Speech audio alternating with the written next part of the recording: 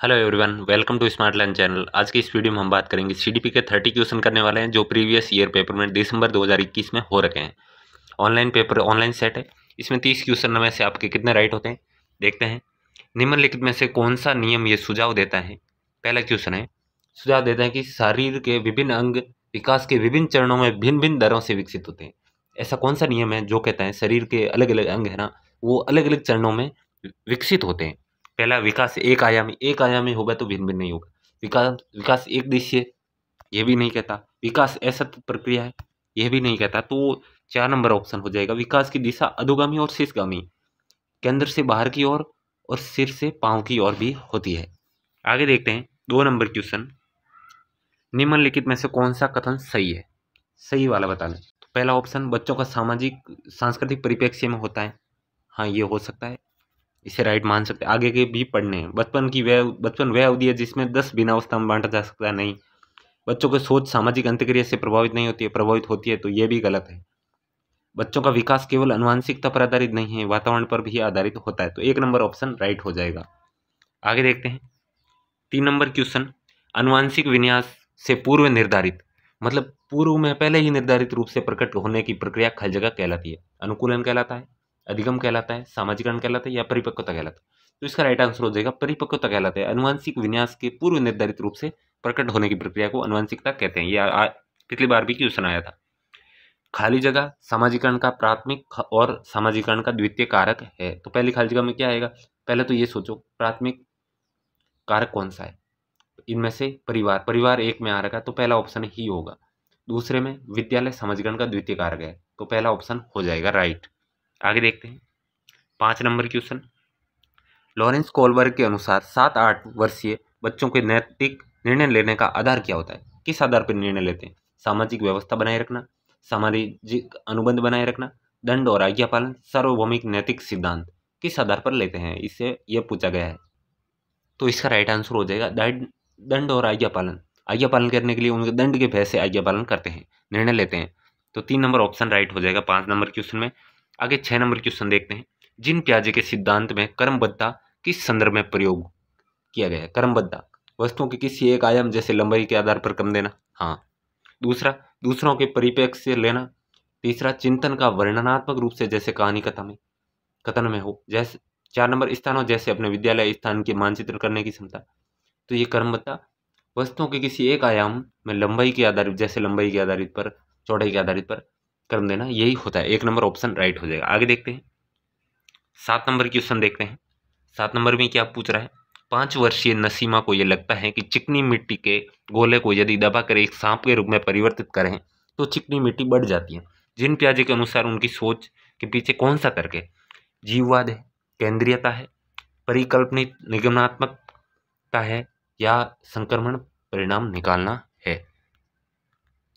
तो इसका right answer हो जाएगा केंद्रीयता।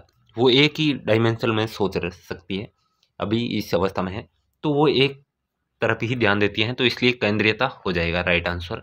आगे देखते हैं 8 नंबर क्वेश्चन में। लेव वाइगोस्की के संज्ञानात्मक विकास सिद्धांत खल जगह पर आधारित है। सामाजिक संरचना, व्यवहारवाद, मनोविश्लेषणवाद, सार्वभौमिक। तो इसका राइट आंसर हो जाएगा सामाजिक संरचना पर आधारित है, सोशल संरचना पर आधारित है, सोशल कंट्रोविज्म कहा जाता है। 9 नंबर क्वेश्चन देखते हैं। लेव वाइगोस्की ने बच्चों को स्वयं से संवाद, अपने आप से बोलता रहता है ना कोई, कि क्रिया करने किस शब्द का प्रयोग किया? निजी संवाद, उच्च स्वर में वार्ता, पहाड़, स्वकेंद्रीयता। तो निजी संवाद कहा था, प्राइवेट स्पीच। आगे देखते हैं नेक्स्ट क्वेश्चन 10 नंबर। एक प्रगतिशील कक्षा में निम्नलिखित में से कौन सी विशेषता है? प्रगतिशील कक्षा, ड्रिल और अभ्यास देने पर जो अभ्यास देगा वो प्रगतिशील कक्षा नहीं हो सकती। योग्यता आधारित स्थायित्व, अलगाव नहीं करना है। सहयोगितापूर्ण अधिगम, बिल्कुल सहयोग से अधिगम करेगा वो प्रगतिशील कक्षा। दंड और पुरस्कार का प्रयोग नहीं, प्रगतिशील कक्षा में प्रयोग नहीं किया जाता। 3 नंबर ऑप्शन राइट हो जाएगा। आगे देखते हैं 11 नंबर क्वेश्चन में जाते हैं।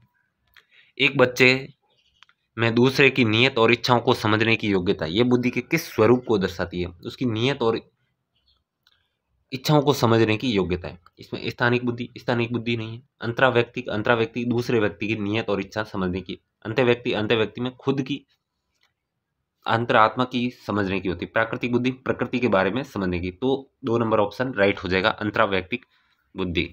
आगे देखते हैं, राष्ट्रीय शिक्षा नीति 2020 में निम्नलिखित में से कौन सा कथन प्रस्तावित है? अपनी मातृभाषा में शिक्षित होना शैक्षिक और प्रौद्योगिकी उन्नति में बाधक है? नहीं। विद्यालयों में बच्चों को अंग्रेजी भाषा की प्रथम भाषा के रूप में सिखाने बोलने के लिए प्रोत्साहित करना है। प्रथम भाषा में सबसे पहले मातृभाषा, उसके बाद क्षेत्रीय भाषा को प्रोत्साहित किया। बालक विद्यार्थियों में बहुभाषी होने से उस संज्ञानात्मक लाभ है? हाँ। द्विभाषी उपागम विद्यार्थी को उलझन पैदा करते हैं और सीखने में बाधा डालते हैं? नहीं। बहुभाषी भाषावाद को तो प्रमोट किया। तो 3 नंबर ऑप्शन राइट हो जाएगा, बाल विद्यार्थियों को बहुभाषी होने के उच्च संज्ञानात्मक लाभ है। आगे देखते हैं, 13 नंबर क्वेश्चन देखते हैं। 13 नंबर में जेंडर भूमिका हर जगह है। अधिग्रहित व्यवहार है, जन्मजात व्यवहार है, जैविक संरचना है या आनुवंशिक निर्धारित है? तो इसका राइट आंसर हो जाएगा अधिग्रहित व्यवहार है, जन्मजात व्यवहार नहीं है। और जैविक संरचना तो लैंगिक सेक्स के बारे में बताता है, जेंडर कौन से हो, पुरुष हो या मादा हो, वह जैविक संरचना। तो अधिग्रहित व्यवहार हो जाएगा जेंडर भूमिका। आगे देखते हैं, 14 नंबर क्वेश्चन, सतत एवं समग्र मूल्यांकन का प्राथमिक उद्देश्य है छात्रों के प्रदर्शन के एक दूसरे की तुलना करना। तुलना तो करना ही नहीं है, सीटेट में कोई भी क्वेश्चन आ जाए। छात्रों की समझ को आंकना, पाठ्यक्रम तथा शिक्षा शास्त्र के अनुसार रूपांतरित करना, छात्रों का उनके प्रदर्शन के अनुसार वर्गीकरण करना, नहीं बांटना नहीं, छात्रों को किसी विषय में सफल विफल घोषित करना, नहीं। तो इसका राइट आंसर हो जाएगा 2 नंबर ऑप्शन, छात्रों की समझ को आंकना और पाठ्यक्रम तथा शिक्षा शास्त्र के अनुसार रूपांतरित करना। आगे देखते हैं 15 नंबर क्वेश्चन में, अपनी कक्षा के लिए मूल्यांकन पद्धति तय करने से पहले एक शिक्षक को किन बातों पर विचार करना चाहिए? मेरे अलावा इन परिणामों का उपयोग कौन करेगा? विशिष्ट छात्रों के अधिगम वक्रता का पता लगाने का सर्वोत्तम तरीका क्या है? कौन सा तरीका अध्यापिका को स्वयं के शिक्षा शास्त्र पर चिंतन करने में मदद करेगा? कौन सी विधि छात्रों को उच्चतम अंक पाने में मदद करेगी? तो इसका राइट आंसर हो जाएगा पहला 1, 2 और 3। ये कौन से ऑप्शन में देखते हैं? तो ये तो कोई से भी ऑप्शन में नहीं है। तो इसका राइट आंसर आप लिख लीजिए, पहला, दूसरा और तीसरा, तीनों ऑप्शन सही है। तो ये इसमें सभी को बोनस दिया गया था। 16 नंबर क्वेश्चन देखते हैं, समावेशी शिक्षा से क्या मतलब है? समावेशी शिक्षा से आर्थिक रूप से कमजोर वर्ग ईडब्ल्यूएस का आरक्षण केवल सरकारी विद्यालयों में उपलब्ध कराया जाए? नहीं। दिव्यांग छात्रों को सिर्फ विशेष विद्यालयों में ही शिक्षा दी जाए? नहीं। तो वह तो अलगाव हो गया। सरकारी विद्यालयों में केवल अंग्रेजी भाषा पढ़ाई जाए? बिल्कुल नहीं।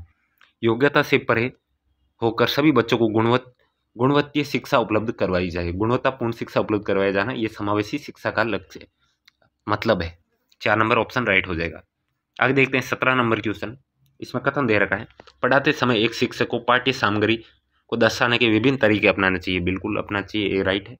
अब आगे देखते हैं, शिक्षक को अधिगमकर्ताओं की विविध आवश्यकताओं हेतु शिक्षा शास्त्र को उनके अनुकूल बनाया जाना चाहिए।